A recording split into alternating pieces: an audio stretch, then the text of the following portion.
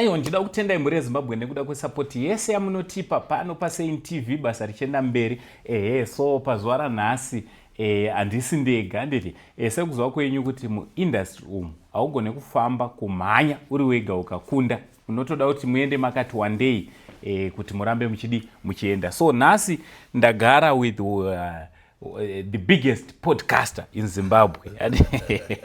DJ Sparks, muri sei? Wagwana. Zviri kufamba here? Sunday ngana musoro apa Sunday. Ndakaona kuti kwangu kaipa. Baba ndidi unyepera paJudgment Night 1 ndaivapo. Inini zvandakafunga kuti nchangoenda kwenguva diki ndobva ndashayikwa. Baba ndatozoona 5:05 dzichichaya ndichiriko. Ndaona mavideos kuti pamasvika ora no toti mbugani toda kutopindawe baba ndimbobvunze mubvunzo yangu. Ndosaka ndatoti chiuya tichitechi tiri pamwe chete. Izvi pamunosangana nekuti pana tapaita papa and son. Ona kuti zvikabvunza mubvunzo zakatenge ndingangopinda. Papa and son. Alright, ndadwa zviri kudidi. Aiwa Jehovha kuti chengeta. Jesu angurambwa na wangu. Ndiyakuti chengeta. Ndiyari kuita mabasa makuru. Ndiyakuti glory. Anditi Jehovha muglowes. Jehovha muglowes. Prophet. Yes. Makasimberi. Tiripo uncle, how are you? Alright. DJ Sparks, how are you? Bonda kona ma videos Judgment Night. Alright. Apaiwa basa. Aiwa ishi. Ndiyatombeta ma questions kutanga pataita kuti Prophet munashe Zimbabwe. Ndaona mataito akutorwa. Mataito iwawoga ende zvatoita kuti wabva watanga nekutobvunza nyaya yetaito iyoyo. Ibva watongonangisa mukweseni. Ndiyade kuti munhu wamwari tsanangura kuti muchiti mimi Prophet Zimbabwe mudakwedza kuti kudi. Mukwedza kuti mimi ndimi Prophet muhombe muZimbabwe here. Mukwedza kuti Zimbabwe ndimi makatumwa kuZimbabwe here. Ndimi azotsanangurirai kanzi mudashi makandosene meni. All right. Okay, yeah. That's a very good question. But you know, one thing I like about this question is that it is going to help a lot of viewers who are watching us from wherever they are. I am a prophet, and apart from being a prophet, God have given me a specific assignment for Zimbabwe apart from being a prophet. I believe that this is a vision that I received from God 2 years ago. Right. Yes, I remember I was at Warren Park Mountain where there is Warren Hills. Right. I lived there for 3 months in the mountain. I remember if you go, you can check the records and everything. So that's when I received a vision. God spoke to me and said, Munashe, I am making you an intercessor specifically for Zimbabwe. You are not just a prophet, but I'm making you an intercessor for Zimbabwe. Meaning to say everything that wants to be done here in our country, it is my duty and my assignment to pray for all those things before they happen. Whether it's in the government, whether it's in the business, anything, any organization, I make sure that I pray for those events. I pray for those things that the country would want to do before they happen. That's when God told me, Kuti, you are not just a prophet of cities, no. You are a prophet to this country by you being an intercessor of that country. That's where the title. Alright, muri ipapo ka pane chimwe chiri kuuya mupfungwa dzangu. Handiti chekuti muri kuti imimi makapewa assignment yekunamatira. Yes. Meaning kutoti zvinhu zvaitika munozviudzwa imimi. Yes. And imimi zvamunoudzwa sorry. Imimi zvamunoudzwa zvinhu izvi. Yes. Amuna here assignment futi yekuita convey the message to the leaders, because pane zvimwe zvinoitika zvinenge zvichiaffecta nyika yese. Yes. But then anenge ari mama decisions anoitwa ne leadership, ma top government officials, the likes of His Excellency ne cabinet yawo yese, ma VPs. Amuna assignment here kupota mchiwandira ku State House.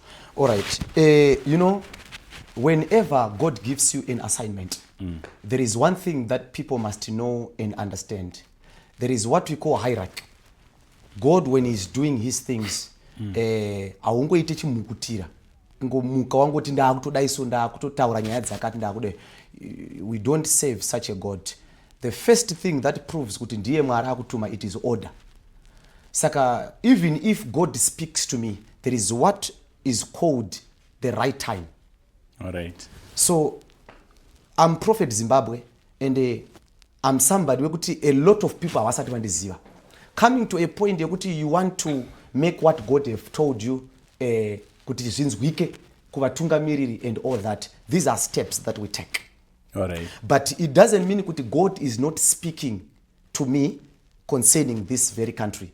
And for your own information, wanga uchiziva here Uncle Saint na DJ Sparks kuti 3/4 of the things that will be even discussed in the parliament, some of the things mwarantonduza kuti Prophet Zimbabwe munashe mwanangu kune nyaya dzakati nedzakati nedzakati nedzakati dziri kufanira kunge dzichiinitiatwa in this very land. Mwari vatondudza kudaro, but because of where I am now, I am not in a position of announcing those things because God have given me an assignment to pray. So there are things whereby I see those things. If they need me to pray, I pray for them. Kana zviri zvinhu zvakaipa, if they need preservation, kana zvichida kudzivirirwa kana kuita sei, I make sure that I pray. For instance, there is this day that the Lord revealed to me a certain man of integrity in this very own country. Right. The Lord told me, you see this man, my son, 1, 2, 3 is going to happen to him. But because I don't have access to that man, saka time frame yandikufanenge ndichishitsa information to this person nema protocols anenge ari pa ground, you would find kuti something bad would have already happened to that person. Saka my duty, Mwari vandipa assignment vasina kundipa a system that helps me to actually accomplish a assignment yandakapiwa. Saka I just pray for those people, and there are people who are actually still surviving. I'm talking about top officials in this very country who are actually surviving till now because of my prayer, because of this assignment that God has given me. So that is it, Uncle Saint. All right. All right. Mapa with DJ Sparks. Because Zimbabwe ndadobvunza zuri kuti so far pane zviprofita zvamanga mambo tipo zvenyika, because everyone angada kunzwa kuti zvichafamba sei, mafisheri anenge achitaura achabuda sei, achata sei. Also pane imwe pesazvo anachiti zvini vatsatsanangura kuti zvine malevels zvoto zvine mazera kuti izvi pandichiri zvandokuita kunamata amanga ndayazonzwisa zvakanaka kana zvasvika palevel yekuti ndakwanisa kuti now everyone akundiziya, ndakwanisa kuannounce some of my prophecies acho ndo pandachida kutozadzisa ipapapa. Saka iwo unenge uri kutofamba mumweya uri kupinda mupfungwa dzangu. Yes, tofunga azvimbofa, you know, sometimes ndogara ndakaudza vanhu vakawanda kuti it's not every good river that is carrying the deliverance of the country. Sometimes it is that dirty river that is carrying the deliverance of the country. For instance, take a good look at Naaman. Naaman would have opted a good river, but in as much as there are good rivers, it's not every time when they are carrying your message or your deliverance. Nofunga pandakatogara ipo panapo, I have got a message yandaito struggle kutakomana ndo yusvitsa sei. All right. Ndo yusvitsa sei, because you will be looking at, okay, this is what is happening, these are the barriers, these are the protocols and whatnot, but this message is too clear. I have got a very sensitive message, not to all other people and whatnot, no, to our very own leader, our father. All right. None other than President Emerson Mnangagwa. All right. I have got a very, very serious message. Even if I'm to explain 1 or 2, 3 things, those things, I know it's not even a two-way. All right. It's just a one-way. All right. Just giving it a hint here, they even know what I'm talking about here. All right. So this is grace. But you cannot just say watopuwa zvinhu naMwari and whatnot. Yet Mwari ari kukuudzawo kuti ano, there is time for everything. Saka the best thing that I do, since ndakapuwa assignment, I pray.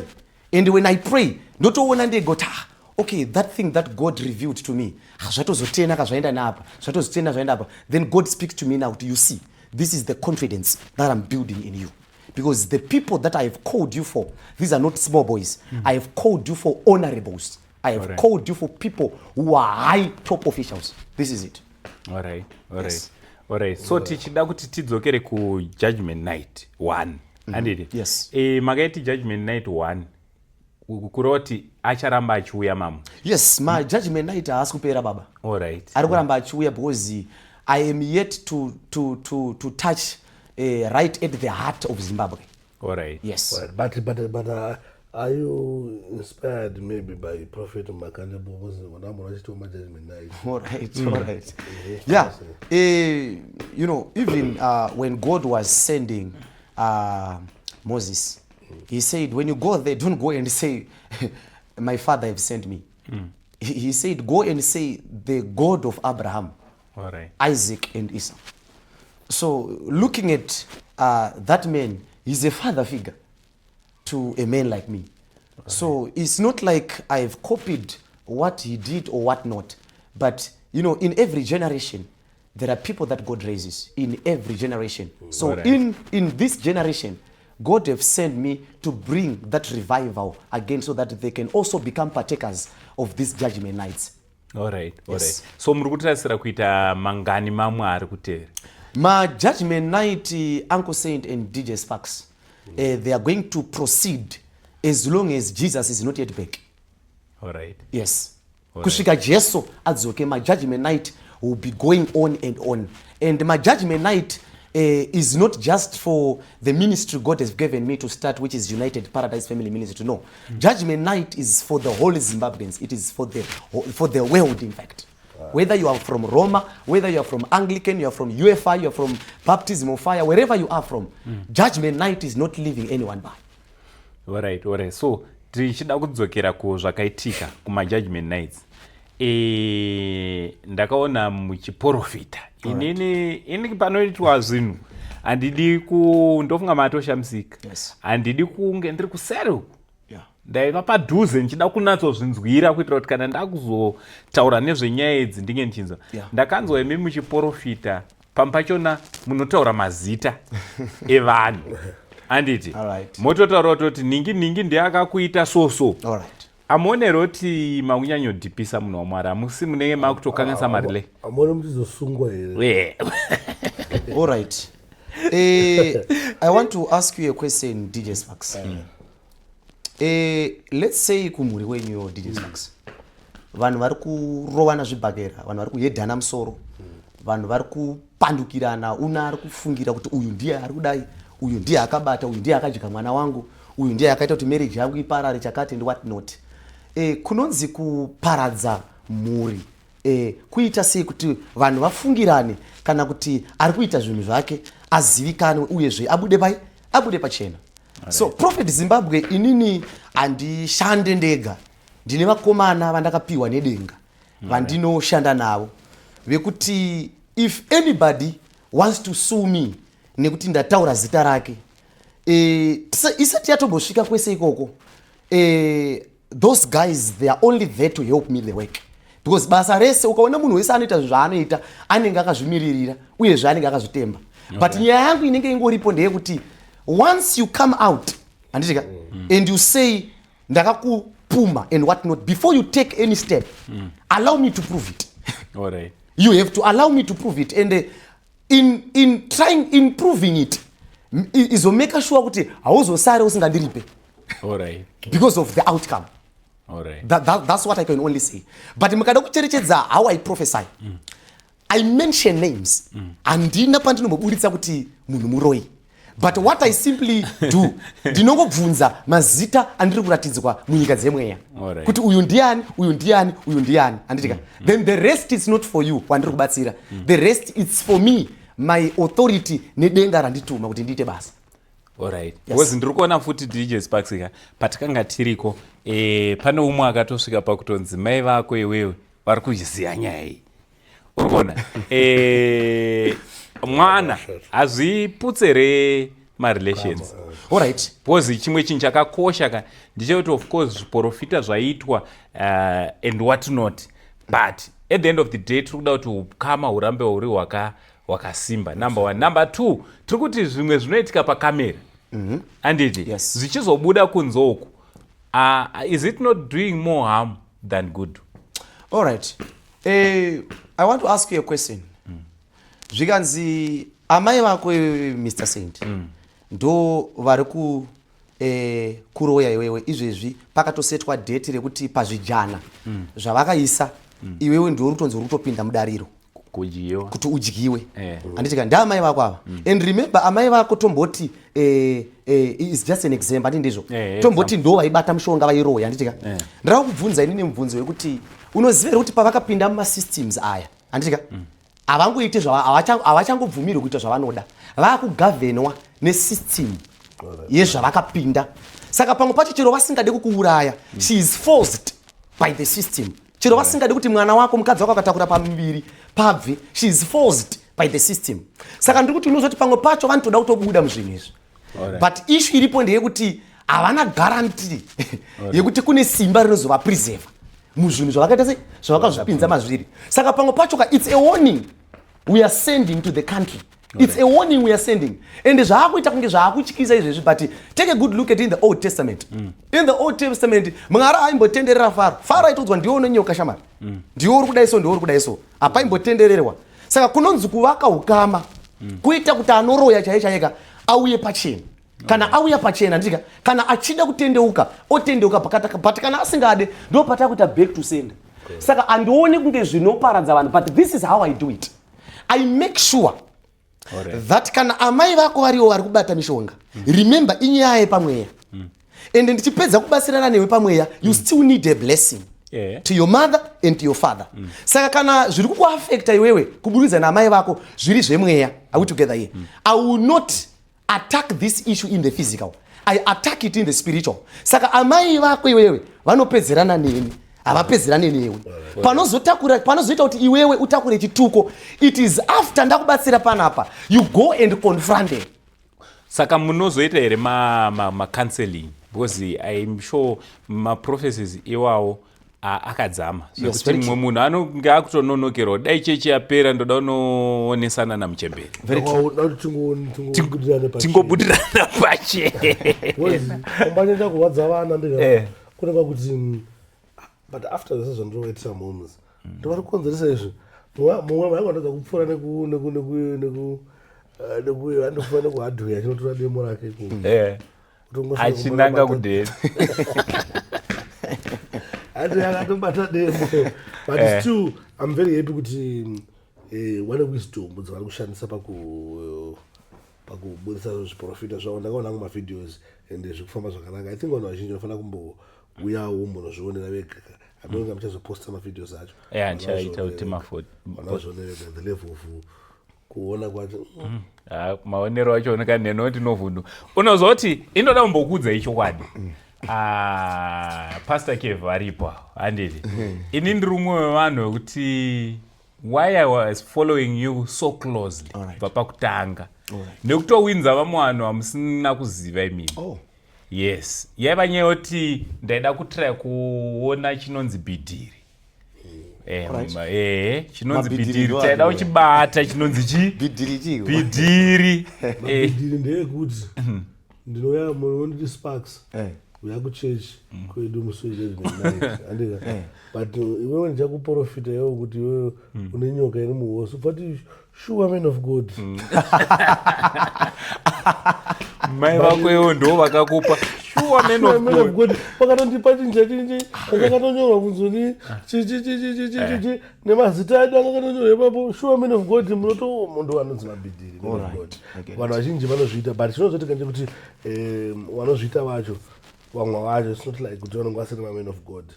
Ndofira sekuti vanenge vaine pavanosvika, but just because of maybe vanongoda kupleasa mafollowers avo, vanhu vanowedza vada kuzviita kuda kusvika rimwe level.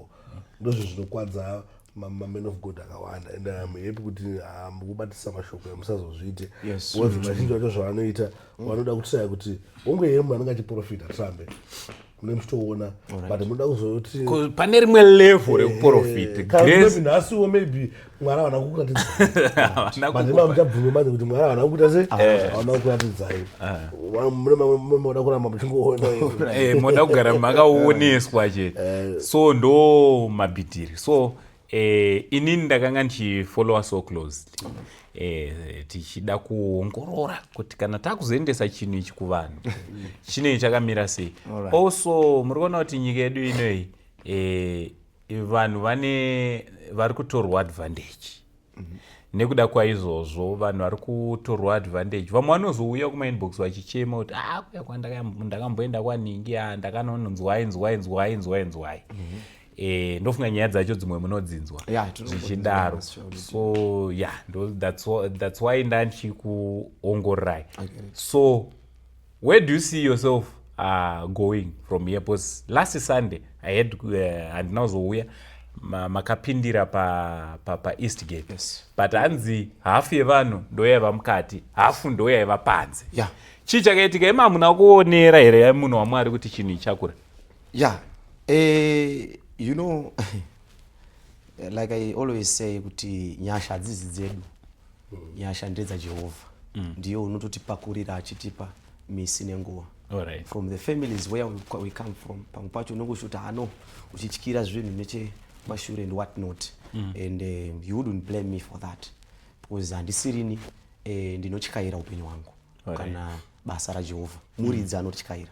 So coming from a place yakakura inonzi Kingston's house, I wanted to try kuti okay, let me try to reduce titsvage another place tione kuti zvinenge zvakamira sei.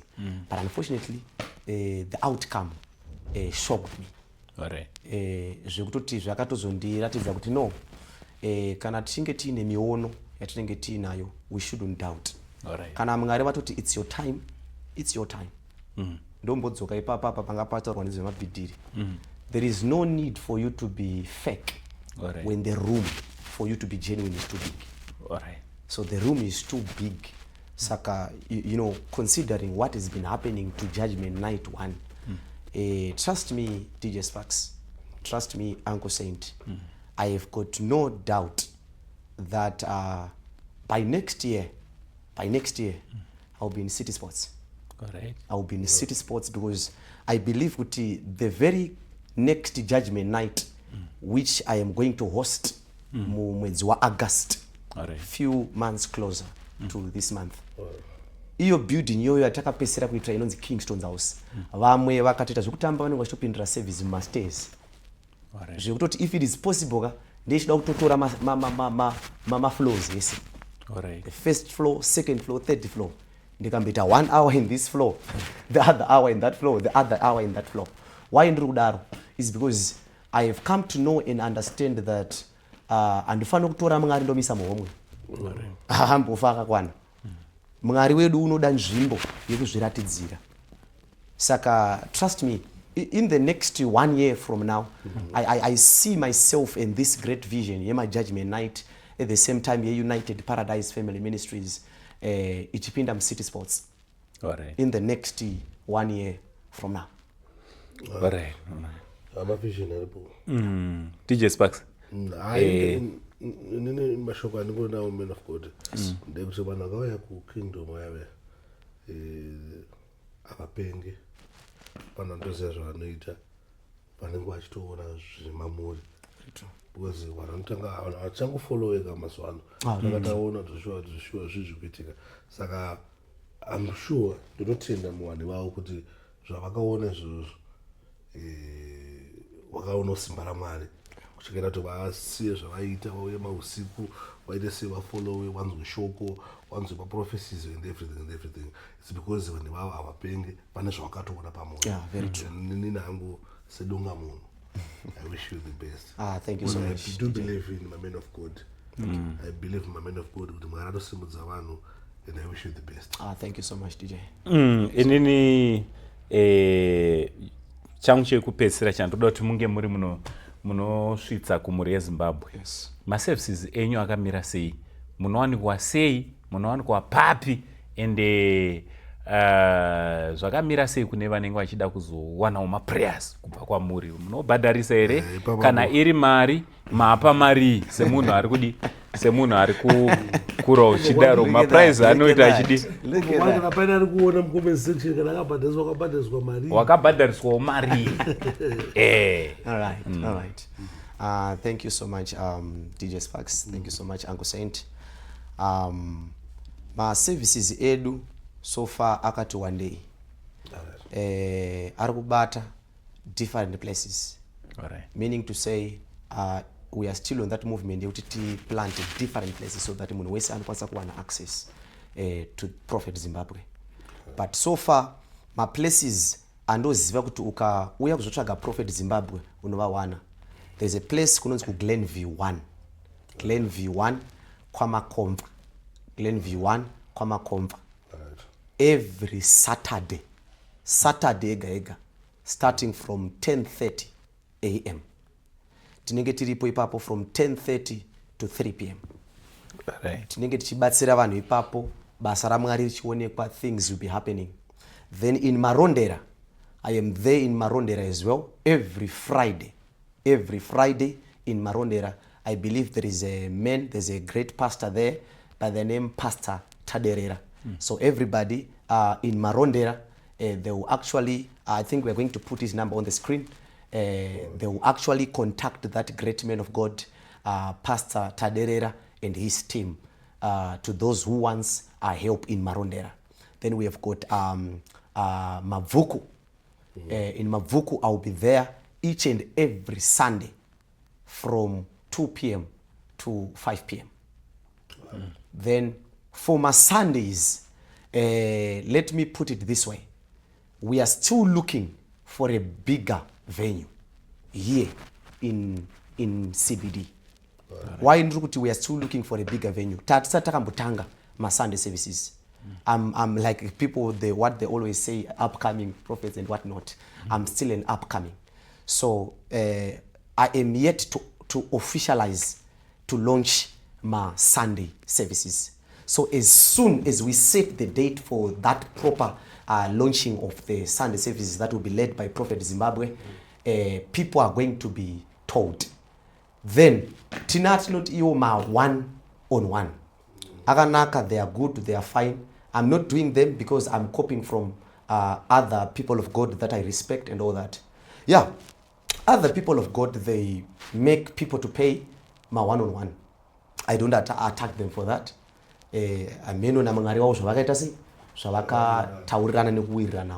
But according to the vision God gave me, I don't believe in making people to pay my one-on-one. I don't believe in that because in any situation I was going to be a prophet one day. Saka every Tuesday, pa Glenview papa, we are yet to open an office here in town, but for now, ukandibata pa numbers uchange uchiona pa screen. There's a team ichange chikuassista. Ukaona akubhadharisa mari ibva watotsvaga mapurisa. Patongopindira zita rekuti Prophet Zimbabwe, ibva watongoziva kuti there is no fee that you have to pay, no matter the kind of a problem. But what I can only tell people is kuuya kwako iwewe, it has to be your expense. Andindizo. You come on ground, totobatsirana, one-on-one. Chero ukasvika pakazara, chero ukasvika pakawanda. What I can only guarantee you is you will see Prophet Zimbabwe for free. Munoona DJ Sparks. If I want people to pay me, no one is able to pay me. All right. Because this gift that I carry, Baba, is too big, such that even pandinotopedza kushandiswa naMwari, the wife that I have, mdzimai wangu ndini antombochka. Zviri kufamba sei chichiri kuitika. Saka tine vanhu vakawanda, Uncle Saint, DJ Sparks, vane ma-problems ari real, but havana mari. Havana 1,000 racho rekuti vaone prophet. Yeti atori stage 3 cancer. Atori nambereko ane 10 years, hama dzemurume dzakunetsa uko. Kambani yake inoda kutovhara. Pamwe pacho munhu akazvitorera zvipambo zvake zvaakazvitorera. Atori pa emergency. But 5,000 yacho haana, $500 yacho haana. Ndiri kuti in Zimbabwe tasimudziwa Prophet Zimbabwe. Saka let them come kubva kuma places awo matima nenyika. One thing I love about Mwari pavakandituma kubasa ravo. Akanditi mwanangu ka munyika mawakazvarirwa munoda simba. Saka I try by all means to go kuma mountains ndichitsvaga simba nenyasha kubva kuna baba. Saka 1-on-1 is for free every Tuesday yega.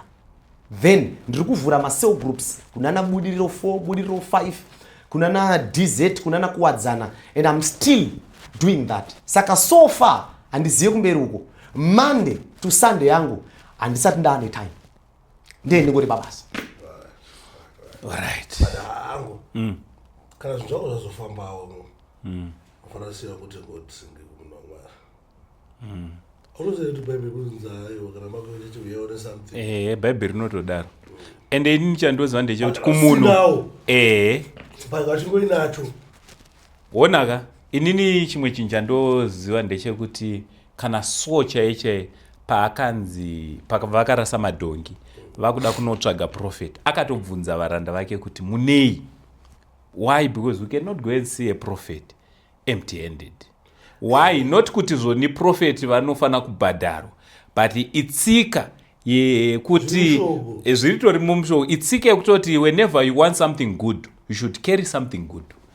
Mari haitsvagwepanozota problem pekuti sikuti hatina mari zvokunzaiwa nokuti utione pandina mari, but kana pachiri pekuti hauna mari uye uchona munhu waMwari zvobva zvanonaka andika kachimboinacho usiyoona se paine chakaipa. Aiwa kusiya hapana chakaipa, but I thank God because it's clear vari kuti havadi zvavo ivo paconstitution tisita kungodzidzisa ruchi tichatozodzoka togara nevanhu ivava tiri 2 tichivadzidzisa kuti imi maprofets vamwe wakatoona kutoti hamuuye matonzi fofurika zvotora kutoti hamutouye mune anything.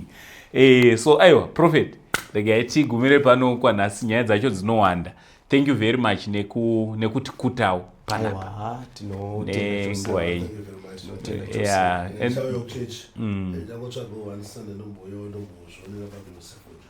Yeah, ndizvozvo. And to my co-host DJ Sparks, thank you very much my brother. Thank you so much my father. And this is our father when it comes to podcast, to broadcasting. Of course there's DJ Sparks. Muno Zimbabwe ndokana nchiudza vanhu kuti there are only 2 great men pachigame ichi, DJ Sparks na DJ Ola. And vamwe vane vachiti muhombe ndi DJ Ola, umwewo vachiti DJ Sparks. And for me mese muri maita number 1. Mese muri number 1. So whenever I'm with DJ Ola or DJ Sparks, vese number 1. And the biggest Zimbabwean uncle indoto kana kuvakuru venyika ino I'm the only uncle. Wow. Vantu vati nasekuru vedu hanzvadzi yamai venyu gotwe mumba mana mai. Much love and God bless.